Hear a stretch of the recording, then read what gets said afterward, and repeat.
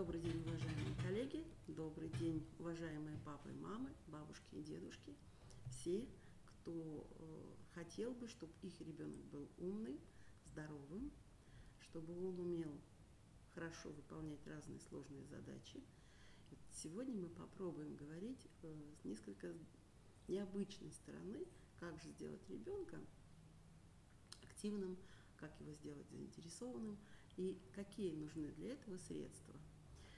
Сегодня, когда мы приходим в магазин игрушек, такое изобилие дидактического и игрового материала, и хочется все приобрести, и хочется все принести домой для своего ребенка с надеждой на то, что он будет играть, ему будет так интересно, и он обязательно будет развиваться и будет становиться все умнее и умнее, все активнее и активнее. Но, к сожалению, очень часто приходится слышать жалобы от родителей. Игрушек-то мы накупили, у нас игрушек море, только ребенок не играет. Он играет какими-то 2-3 игрушками в доме и на остальные игрушки не вспоминает. Ну, максимум поиграет один вечер с новой, красивой, яркой и умной игрушкой, а потом забрасывает ее. Я хочу сказать, что многие игрушки и игровой материал дидактический рассчитан на то, чтобы мы вместе играли с ребенком. Но, к сожалению, у нас сегодня так складывается жизнь, что много времени посвятить ребенку ежедневно мы не можем. При этом, когда мы дарим ребенку своему дорогую игрушку, мы обижаемся на него, если он буквально в первый или во второй вечер разбирает эту игрушку буквально по частям. Хотя это свойственно ребенку, он хочет всегда узнать, а что там внутри. И если ребенок такие цели перед собой ставит, если он пытается заглянуть внутрь игрушки, если он пытается разобрать механизм, то это замечательно. Значит, у вашего ребенка пытливый ум. И это хорошо, что он хочет узнать, из чего эта игрушка сделана. Но при этом мы обижаемся на него, почему он сломал такую дорогую, такую красивую игрушку. Вот сегодня попытаюсь вас привлечь к такому материалу, как игрушка из всего. Обязательно ли тратить на игрушку большие деньги и стремиться получить игровой материал супер, самый современный? Да, очень хочется, чтобы наши дети играли пособиями из современных технологий, чтобы у них были супер электронные игры, супер электронные игрушки. Но вот еще раз говорю, дети не всегда бережно относятся к этим игрушкам. И при том, когда у них нет партнера в игре, они могут игрушку оставить, они могут не захотеть дальше с ней играть. То, что я сегодня вашему вниманию предлагаю, это все сделано из материала, который раньше назывался бросовый материал. Его можно облагородить, можно сделать его очень интересным. А самое интересное, самое главное, когда мы выбираем игрушку, когда мы даем ребенку игрушку, мы должны помнить, что игрушка должна быть безопасна. Вот весь материал, который я использовала для изготовления этого игрового материала, он является безопасным, он является экологически чистым, он каким образом не повлияет негативно на здоровье ребенка. Второе. Все игрушки, которые я хочу вам сегодня показать, они прошли апробацию моими внуками, они все играют в эти игрушки, им очень интересно во все играть. Кроме того, есть игрушки, игровой материал дидактический, который я предлагаю своим учащимся детям первого класса, с которым я сегодня работаю. Давайте начнем с самого начала. Итак, у нас у всех есть обувная коробка. У нас у всех есть оберточный материал. Слава Богу, мужчины не обделяют нас вниманием, дарят нам букеты. Все сегодня букеты в оберточной красивой бумаге с красивыми ленточками, которые иногда мы не знаем, куда деть, а когда мы поставим перед собой цель, как это можно использовать, получается из обувной коробки вот такая красивая волшебная коробка. в которой можно хранить сюрпризы для детей, можно хранить при определенных условиях угощения для ребенка, можно собирать вместе с ребенком какие-то мелкие детали, собирать игровой материал, изобразительный материал.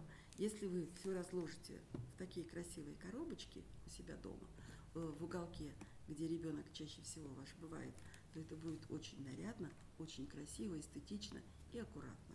Итак, у нас сегодня в этой коробочке вот такая замечательная сеточка. В сеточке находятся пробки. Вообще, сегодня очень много материала, который я вам предлагаю, он сделан из пробок. Это все пробочки от пищевых продуктов, следовательно, они являются безопасными, следовательно, они являются экологически чистыми, и мы можем совершенно, не опасаясь за здоровье ребенка, дать им этот материал. Ну, кроме того, я постепенно буду рассказывать, что из чего сделано. Если вы внимательно посмотрите вот на эту игрушку, она сделана из втулки бумажных полотенец для кухни. Она очень прочная, надежная, она безопасная. Здесь нельзя ничем ребенку пораниться. Даже если ребенок стукнет, ударит себя вот этой палочкой такой из папье-маше, то это будет совершенно безопасно, ему не больно. Эта втулочка тоже также из бумаги, полотенец, которые мы используем на кухне. Ну, бутылки замечательные, такие. Это бутылки из-под молока. Посмотрите, у нас практически получилась матрешка, да? Самая высокая, ниже и самая низкая. Или самая маленькая, больше и самая большая. В эти бутылочки мы положили мишуру новогоднюю. Причем, смотрите, мы пытались так подобрать новогоднюю мишуру, чтобы она соответствовала пробочке бутылки. С этими бутылками что мы делаем? Мы их катаем, мы их прячем, мы их пинаем, мы их бросаем, мы их крутим. Когда устраиваем вот такой фейерверк из бутылочек у нас дома, наша маленькая девочка Саша, которой сегодня 1,5 года, визжит, и это очень нравится. Она бывает просто возьмет эти все бутылочки в руки и ходит по квартире. Потому что они нарядные, потому что они очень веселые и украшают просто наш быт. Итак, таких бутылок у нас очень много. Самое главное, опять-таки, останавливаюсь на том, что это безопасно.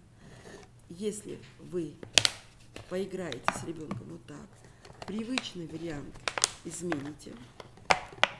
На эту бутылочку, где у нас красная мишура, вы наденете синюю пробочку, а на эту бутылочку, где у нас голубая мишура, вы наденете красную бутылочку. Уверяю вас, ребенок очень быстро это заметит. И очень быстро вам скажет, что надо поменять, надо вернуть на место. Вот мы с вами прошли половину пути к тому, чтобы обучить ребенка к дифференциации цвета.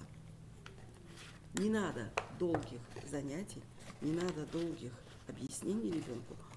Он сам очень быстро это заметит и в скором времени вам скажет, где красная пробочка, где синяя пробочка, а где зеленая пробочка. Я очень люблю эти бутылки. Теперь я покажу первую игрушку, которая у нас появилась. Смотрите, я специально не стала никак облагораживать эту бутылку.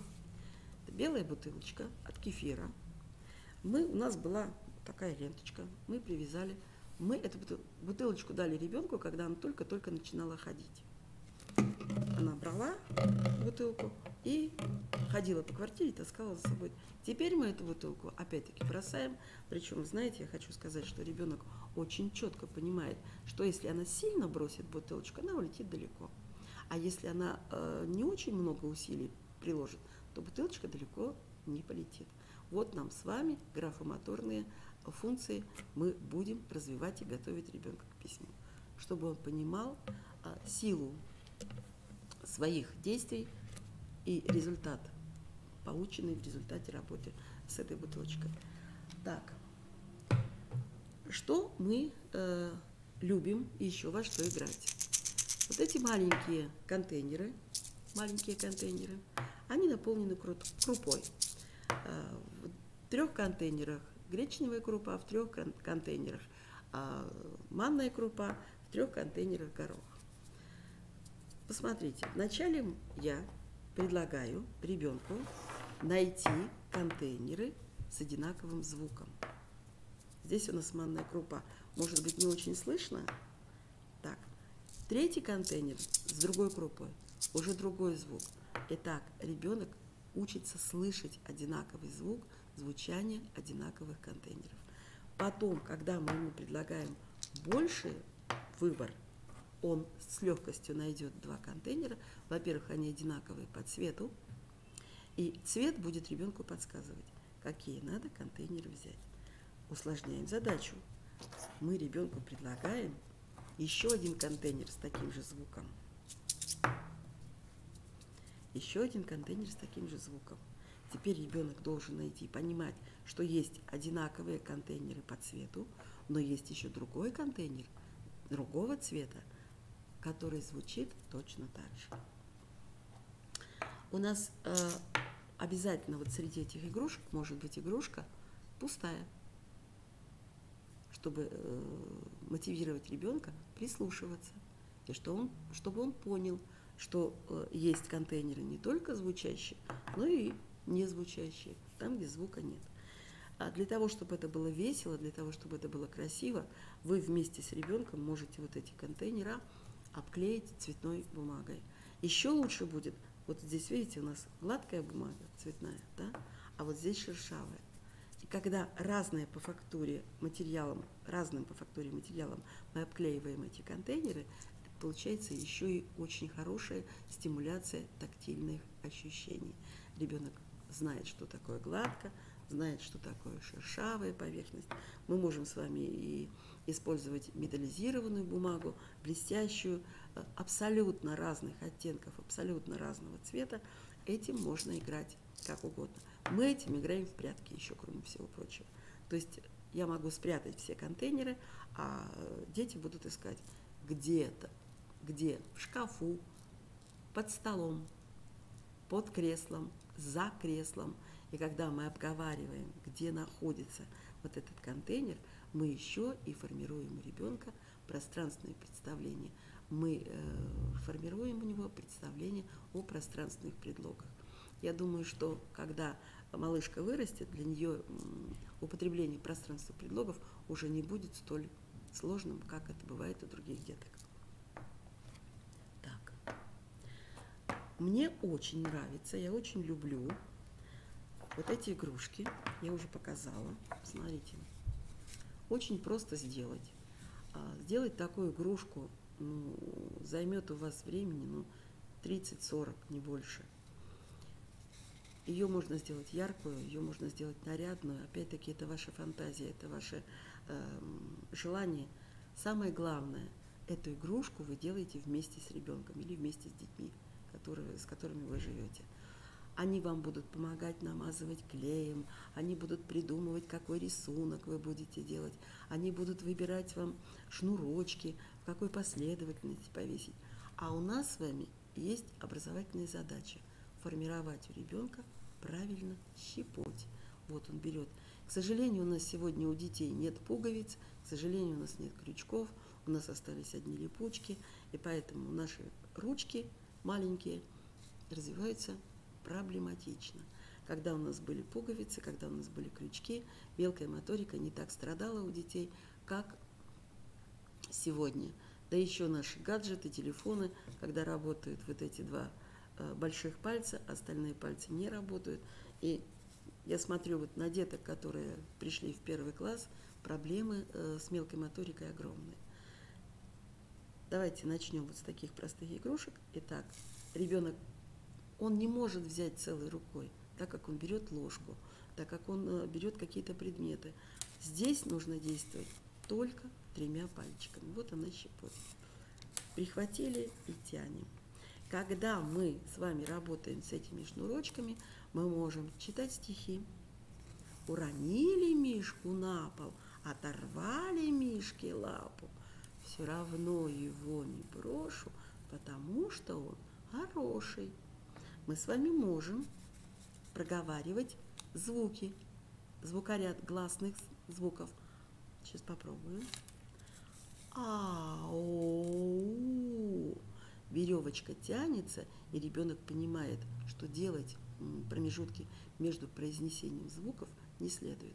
Давай будем тянуть веревочку и петь звуки так, как нам это необходимо. Мы можем с вами заниматься с такой игрушкой автоматизацией звуков, которые мы ставим ребенку.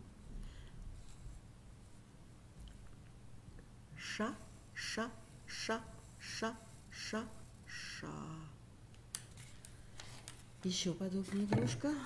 Так, ну, это, конечно, игрушка для малышей, но я вам хочу сказать, что 5-летний ребенок тоже с огромным удовольствием играет в игрушку. Смотрите, красивая, яркая, привлекательная для детей. Итак, какой цветочек сейчас у нас выйдет из домика? Зеленый, а потом желтый, а потом оранжевый. И так можно сидеть очень долго. Дети любят яркие предметы. Опять-таки, главный критерий здесь – безопасность. Самое главное, что это все сделано из того материала, который уже нам не нужен и который мы больше использовать не будем. Опять-таки, украсили в точку. Можно такую же точную игрушку сделать с мелкими игрушками на веревочке. Ребенку будет интересно маленькому доставать еще оттуда и игрушки. Опять-таки, когда мы тянем веревочку, все что угодно, поем песенку, читаем стихотворение, произносим звуки, все, что хотите, что интересно вам самим делать с ребенком, то вы и будете делать. И самое ценное – это будет взаимодействие с ребенком. И еще, если вдруг случайно ребенок не очень аккуратно поиграет с такой игрушкой и сломается игрушка, то уж, конечно, вы найдете, чем заменить ее. Обязательно сделайте еще раз такую же игрушку. Очень хорошая вещь. Смотрите, какой флажок. Это тоже втулка. Это втулка и 1 лист цветного картона. Приклеили, сделали. С этим флажком мы маршируем по дому.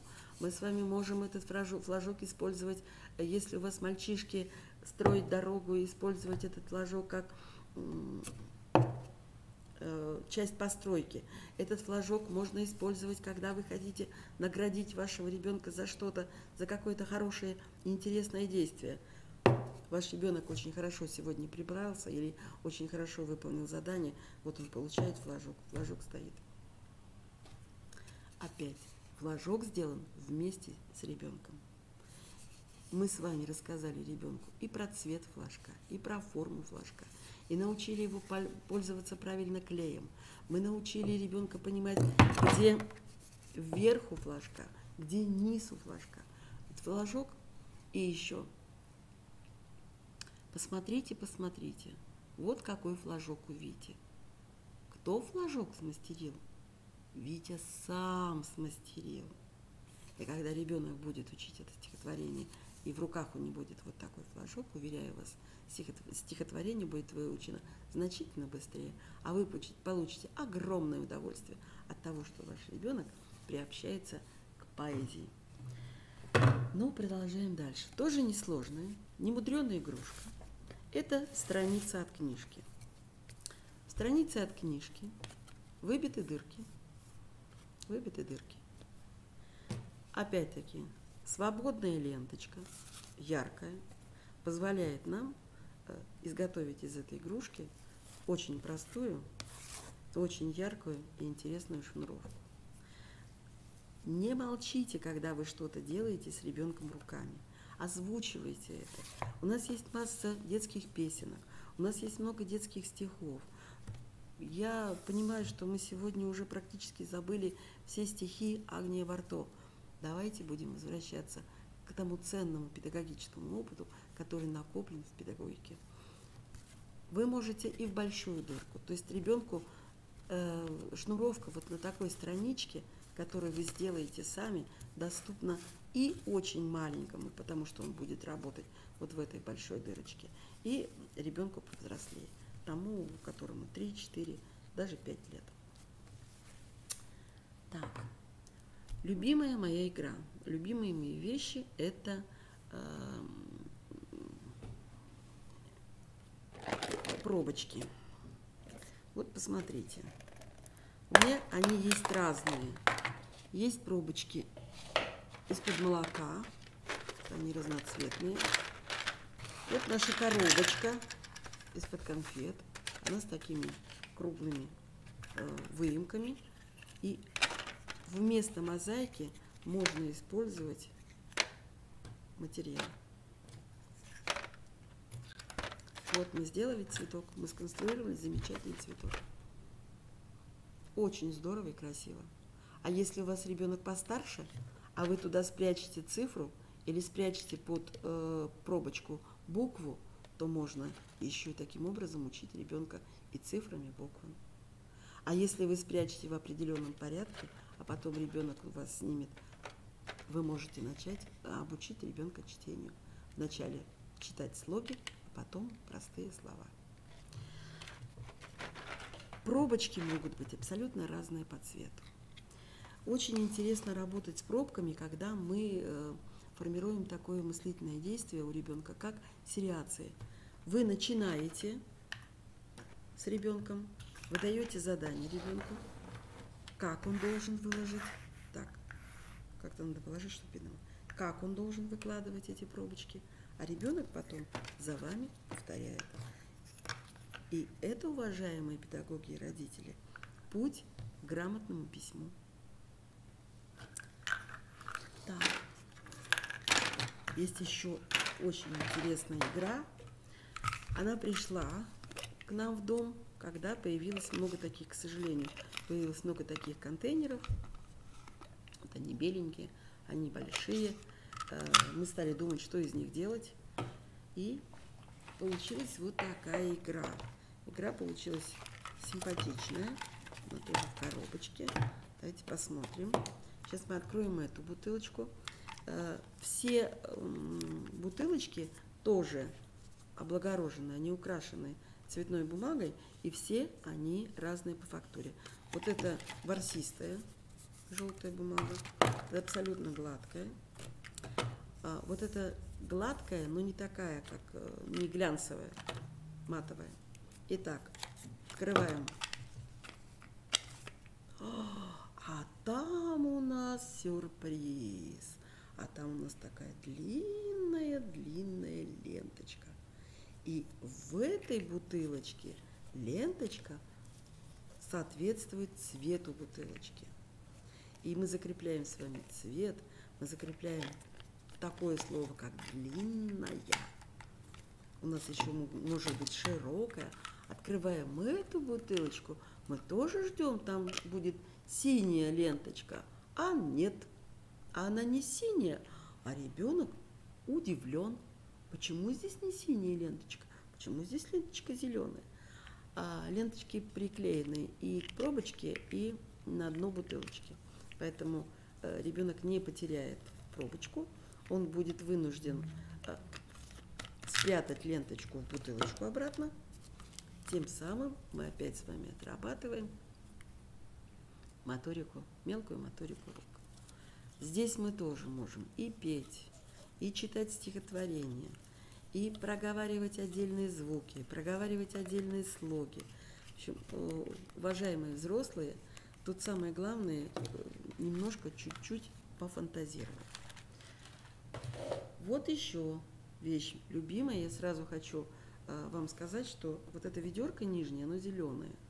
Я не знаю, как вы его видите, но мне предупредили, что оно будет не зеленым на экране. Вообще, это формы для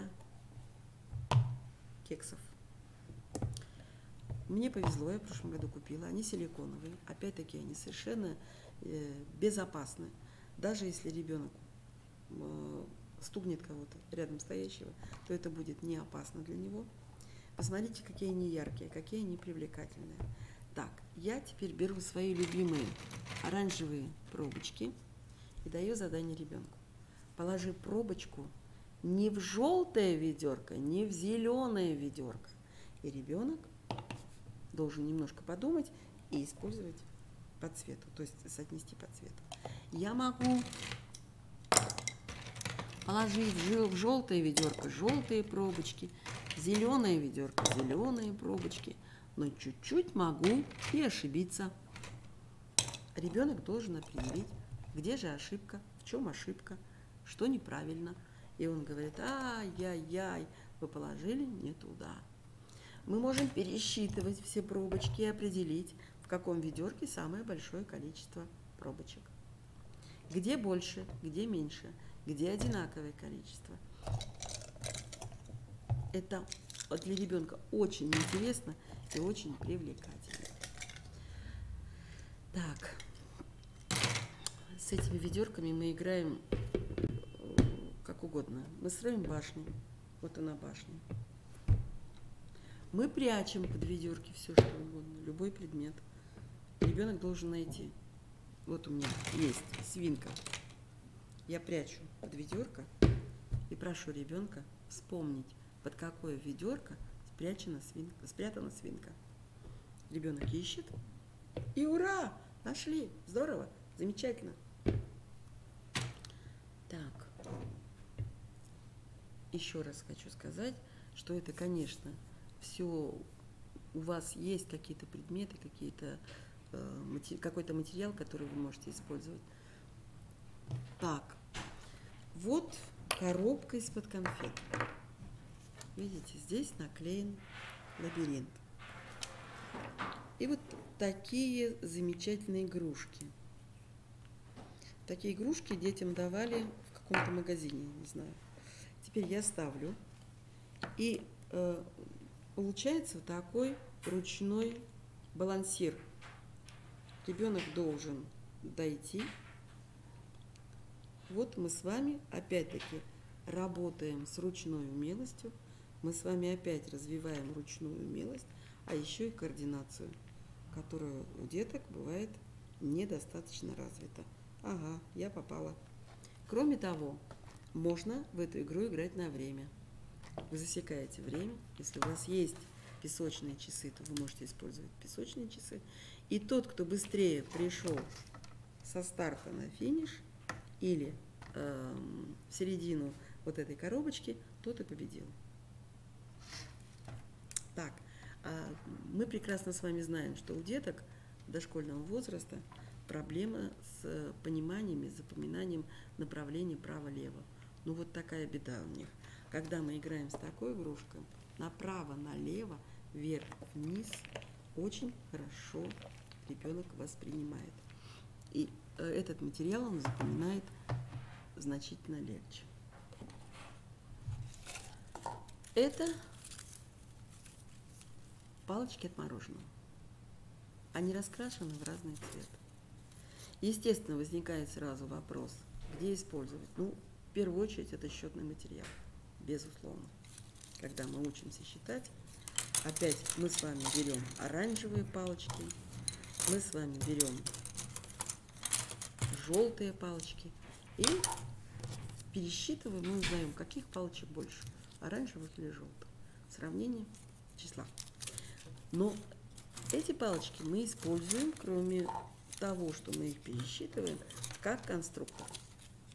Из этих палочек можно построить дом. И будет очень интересный дом. Причем каждый придумает свой дом. И это уже развитие фантазии. Каждый использует любой цвет. Палочки могут быть разноцветными. Дом может быть разноцветный. Опять-таки, мы с вами можем построить дом. Каждый свой дом строит на время. Кто быстрее победит, тот, у кого дом будет построен в первую очередь. Но очень палочки эти люблю. С ними работают мои первоклассники. Мы строим буквы. Построить вот из таких разных палочек букву очень тяжело. Построить букву «ы» трудно. Ребенок должен очень хорошо подумать, как ему подобрать палочки, какие они должны быть, как их распределить. Вот она, буква «ы».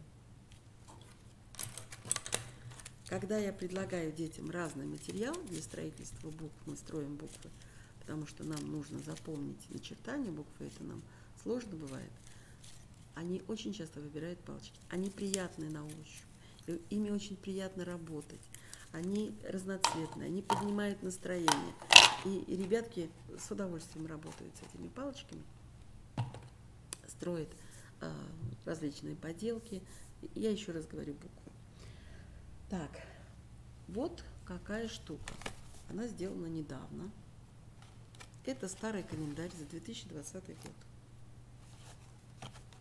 Я его разрезала. На компьютере сделала картинки овощей и фруктов. Сделала схемы слов. Ой, как мне так показать, что сделала схемы слов. Вот, пожалуйста, баклажан. А здесь у нас все слова, в которых есть звук А. Смотрите, А можно написать совершенно по-разному. Такие варианты начертания А. И потом мы ищем вот арбуз, звук А в начале слова. Итак, ребенок, я могу поставить ребенку любую картинку. Это очень ребенку интересно, тем более, что он это делает самостоятельно. Вот здесь у нас с вами уже не подходит. В баклажане звук А мы слышим трижды. Так, и еще здесь у нас есть вот такие зашумленные слова. Ну, первоклассникам, конечно, доступно, детям дошкольного возраста, может быть, не очень, но сегодня дети дошкольного возраста умеют читать. Вот, пожалуйста, ребенок читает и находит ответ правильно или неправильно. Еще раз говорю, что это старый календарь за 2020 год. Такой календарь можно сделать и для обучения счету. Для малышей такой календарь можно сделать разрезные картинки на две части.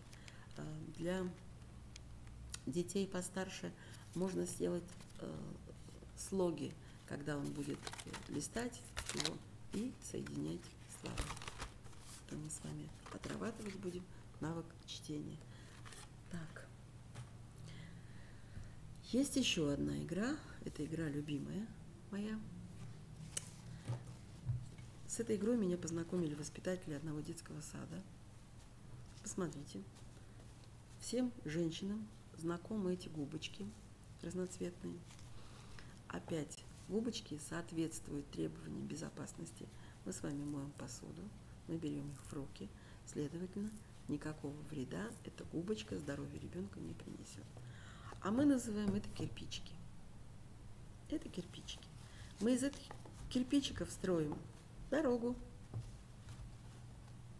Из них можно построить ворота. Из них можно построить дом. Опять-таки, с нашими первоклассниками мы строим из этих губочек буквы и цифры. Из этих губочек можно сделать счетный материал. Опять цвет работает, мы закрепляем цвет. Если у ребенка, у кого-то из детей есть проблемы с запоминанием цвета. Теперь посмотрите, опять разная фактура, что очень важно для наших деток, когда у них проблемы с восприятием тактильных ощущений. Можно построить дорогу так, можно построить дорогу по широкой стороне, это будет по-другому. Придумывать. Если вы хотите серьезно заниматься губочками, вы можете для детей предложить еще схемы определенные, когда ребенок будет строить свою поделку по вашей схеме. И это еще больше образовательная нагрузка. Чем нравятся мне эти губочки? Они абсолютно безопасны, если мы даже эти кирпичики дадим очень маленькому ребенку. Они мягкие. Мы всегда, когда даем детям кирпичи деревянные, мы боимся, что ребенок может упасть на этот кирпичик, что он может наступить и травмироваться. На эти кирпичики как угодно можно наступать, на эти кирпичики как угодно. Их можно бросать, их можно сжимать. Вот у нас с вами опять работают руки, опять мы с вами развиваем мелкую моторику. Посмотрите, замечательный абсолютно материал, который можно использовать дома. А самое главное, Вот все, что я вам показала, если это сломалось, если это пришло в какую-то негодность от частого употребления, мы можем заменить моментально любую игрушку новой игрушкой. А теперь посмотрите, еще кирпичики. Если мы здесь каждому кирпичику приклеим глазки, носик, ушки разные по фактуре, то можно сделать из этого кирпичика тигренка. Из этого кирпичика можно сделать лягушонка. Из этого кирпичика, ну, у кого там, я не знаю, рыбку можно сделать, да? И у вас получится целый театр, который вы вместе с детьми можете обыгрывать, и опять-таки различные стихи, и различные сказки. Ребенок 4-5 лет, у него в этом возрасте появляется необходимость обыгрывать предметы. Так, та самая сюжетная игра, ролевая игра, театрализованная игра, когда он работает, может работать какими угодно предметами, оживлять их, озвучивать их, придумывать разные сюжеты. И когда мы предложим ребенку вот такой материал, а нарисовать глазки, нарисовать носик, нарисовать ротик ребенку даже 3-летнего возраста вполне доступно. Вполне доступно, когда мы ему даем такой материал. И это и будет тем самым развитием, о котором мы все мечтаем очень много и очень много говорим. Так, я, по-моему, все игрушки, которые я принесла, вот посмотрите, еще пробочки. Вот можно пробки подбирать по цвету, вставлять туда вставочки другие, и мы с вами будем учить ребенка и оттенкам, учить ребенка соотносить цвет, что подходит, какой цвет не подходит, что сделало нарядным эту пробочку, какой цвет. Вот если бы мы здесь сделали розовые вставочки, наверное, это было не так эффектно. А когда мы выбрали цвет другой, и если вы предложите ребенку это сделать и посоветуетесь вместе с ним, тогда будет очень интересно. На мой взгляд, если вы посмотрите на то, что у вас есть дома, то найдете еще больше материала, из которого можно сделать развивающие игрушки, развивающий дидактический материал. Для меня самой было открытие, что вот эти пробочки являются еще и конструктором. Так.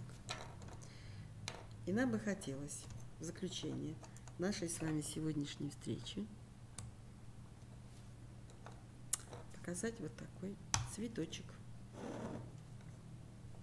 Вот, посмотрите, пожалуйста. Из пробок от мягкого, вот тут тоже у нас цвет зеленый потерялся, из мягкого от пробочки от мягкого пюре. Смотрите, какой замечательный цветок.